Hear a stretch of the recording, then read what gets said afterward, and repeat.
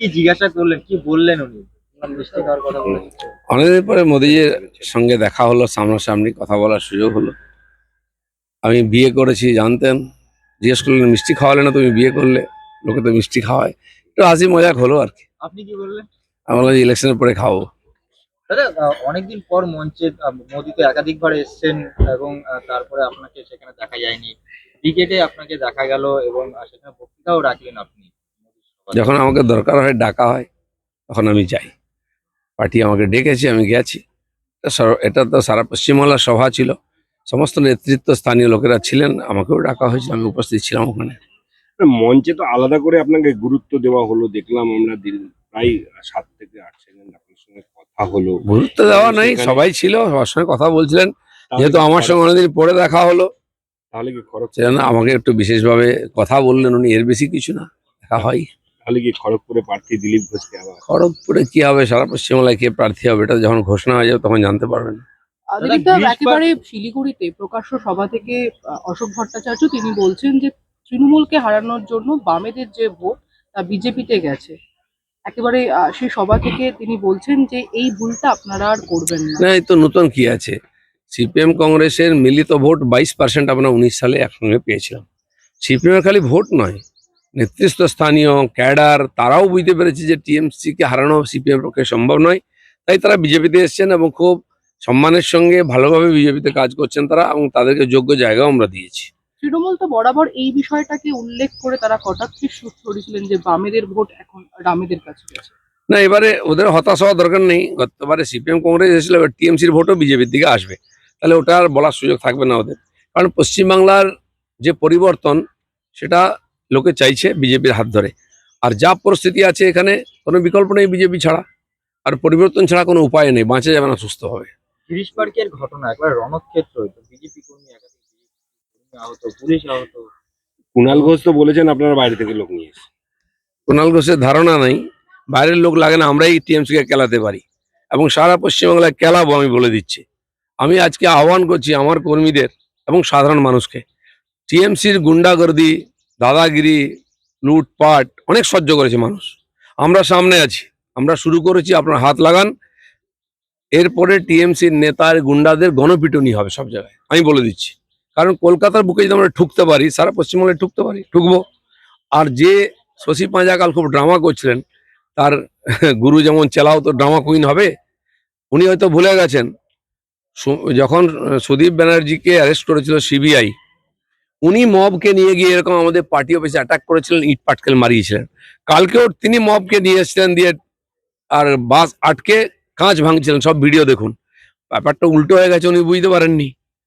আর সব জায়গায় তো সমান হবে না, আমাদের কর্মীরা তৈরি হয়ে আসে এবং তৈরি আছে, দ্বিতীয়বার যেন কোথাও ভুল না করেন। কিন্তু তার ফলে খালি ব্যান্ডেজ মাথায় বাঁধা হবে না, অনেক জায়গায় ব্যান্ডেজ পড়বে। শশীবাজা বলছেন বাসে করে লাঠি, বাঁশ, বোতল, বোম এগুলো নিয়ে এসেছিল বাসের মধ্যে করে। বম বন্দুক সব আনবো, গুন্ডাদের সঙ্গে লড়ার জন্য কি আছে?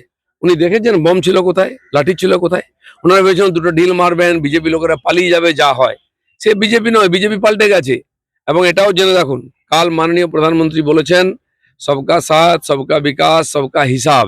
হিসাব মানে খালি টাকার হিসাব নয়, এতদিন যা গুন্ডামি মারপিট করেছেন সব হিসাব চুকতে হবে। সাবধান থাকুন, যদি শশী বাজার বাড়িতে অ্যাটাক হতে পারে, কালীঘাটেও অ্যাটাক হতে পারে, মদন মিত্রে বা চেতলার বাড়িতেও অ্যাটাক হতে পারে, আর এটা হবেও ভোটের আগে, জেনে রাখুন।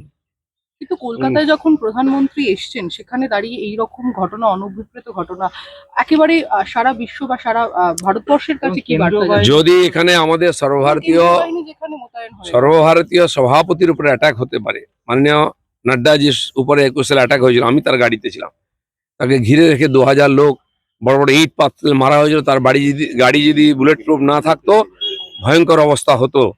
আর এখানে যেখানে প্রধানমন্ত্রী এলে গো ব্যাক বলে বড় বোর্ড লাগানো হয়, যাই হোক, একদিন খেলাতেই আজকে বোর্ডটা নামিয়ে নিয়েছে ওরা। এখন তো ওরা একটা কালো বোর্ড নামিয়েছে, টিএমসি সমস্ত বোর্ড আমরা সারা পশ্চিমবাংলায় নামাবো এরপরে, যদি বাড়াবাড়ি করে। আজকে দেখা যাচ্ছে যে ভবানীপুর কেন্দ্র থেকে মুখ্যমন্ত্রী হয়ে প্রচারে নামছেন ফিরহাদ হাকিম। চাপটা বোঝা যাচ্ছে না, চাপটা ভবানীপুরে আছে। মমতা ব্যানার্জিকে যদি আমরা নন্দীগ্রামে হারাতে পারি, তাহলে ভবানীপুরেও হারাতে পারি, আর সেটা বুঝতে পেরেছেন। 50,000-এর কাছাকাছি নাম বাদ গেছে ভুয়ো ভোটারের, মমতা ব্যানার্জি বুঝতে পেরেছেন। হয় চেঞ্জ করুন ভবানীপুর, নাহলে হারার জন্য প্রস্তুত হন। আর দুটো শতপ্রণোদিত মামলা হলো, খালি বিজেপির কর্মীরাই গ্রেপ্তার হলো। না, টিএমসি মার খেয়ে গেলে পুলিশ আছে, পুলিশকে দিয়ে মামলা করা হবে। আরে লক্ষ লক্ষ মামলা আমাদের উপরে চলে, যা দুটো মামলায় কি যায় আছে। কিন্তু আমি পুলিশের বন্ধুদের বলে দিচ্ছি, এই মামলা হামলা বন্ধ করুন। আপনাদের যে ডিএ আটকে গেছে না, বিজেপি যদি ক্ষমতায় আসে তখনই ডিএটা পাবেন, নাহলে সারা জীবন বিনা ডিএতে চামচাগিরি করতে হবে। পুলিশও আহত হয়েছেন ঘটনায়। পুলিশকে তো মার খেতেই হবে, কারণ পুলিশ আর টিএমসি গুন্ডার মধ্যে কোনো পার্থক্য নেই। সামনে যে যাবে তাকে ইটের টার্গেট হতে হবে। বলছে ফিরহাদ হাকিম বলছেন যে আমার দলের একজন মন্ত্রী, মহিলা মন্ত্রী, তিনি মার খেলেন, কাউকে রেয়াত করা হবে না, কান মুলে আরে মুলে মহিলা সবাই- মন্ত্রী কি পুরুষকে মারবো? টিএমসি তো সবই মহিলা, নেত্রী মহিলা, বাকিরাও মহিলা। পুরুষ আছে নাকি কেউ? ওখানে মহিলারাই পুরুষ। কারণ এই শশী পাঁজা বারবার অ্যাটাক করতে যান লোক নিয়ে। আই ঠাঙ্গানি খেয়ে গেছেন। কি ড্রামা দেখছিলাম, চুল টুকুর উস্কো খুস্কো করে, কিচ্ছু হয়নি। পেছনে কটা দাঁড়িয়েছিল হাতে ব্যান্ডেজ বেঁধে। আমি এই দৃশ্যটার দিন বিজেপি কে লোক দেখেছি যে আমাদের মাথায় ব্যান্ডেজ, হাতে ব্যান্ডেজ। টিএমসি মার খেয়েছে ব্যান্ডেজ বেঁধে, এত আনন্দ হচ্ছিল আমার। কালকে তো দুটো মিষ্টি খেয়েছি আমি। দাদা এতক্ষণ ধরে প্রায় আধ ঘন্টার উপরে ধরে এখানে রণক্ষেত্রের অবস্থা চললো, কিন্তু কোথায় পুলিশ, কেন্দ্রীয় বাহিনী কোথায়? কেন্দ্রীয় বাহিনী যখন কলকাতায় চলে কেন্দ্রীয় বাহিনী তো পুলিশ পরিচালনা করছে, সেটা খালি কেন্দ্রীয় বাহিনী দিলে হবে না। কেন্দ্রীয় বাহিনীকে স্বাধীনভাবে কাজ করার সুযোগ দিতে হবে।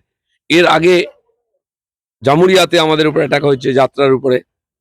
বারাবণীতে অ্যাটাক হয়েছে, ওখানে আমরা দেখিনি সেন্ট্রাল ফোর্সকে, কারণ সেন্ট্রাল ফোর্সকে পুলিশ ব্যবহার করছে, পুলিশের চেয়েও বেশি নিকম্মা করে দিচ্ছে। সেজন্য আমি বলছি, না পুলিশ না সেন্ট্রাল ফোর্স, বিজেপি কর্মী এবং সাধারণ মানুষরা যেন কারোর উপর ভরসা না করেন, নিজের উপর ভরসা করুন, বিজেপির উপর ভরসা করুন। যদি আপনি যেটা বলছেন যে পুলিশ, কেন্দ্রীয় বাহিনীকে পুলিশ পরিচালনা করে, তাহলে ভোটের দিন তো পুলিশই পরিচালনা করবে, তাহলে তো সেটা আমরা নির্বাচন কমিশনকে বলছি, পুলিশকেও নিউট্রাল করুন আর স্বাধীনভাবে সেন্ট্রাল ফোর্সকে কাজ করার সুযোগ দিন, নাহলে এখানকার নির্বাচন আবার প্রহসন হয়ে যাবে। ঠিক আছে। ধন্যবাদ।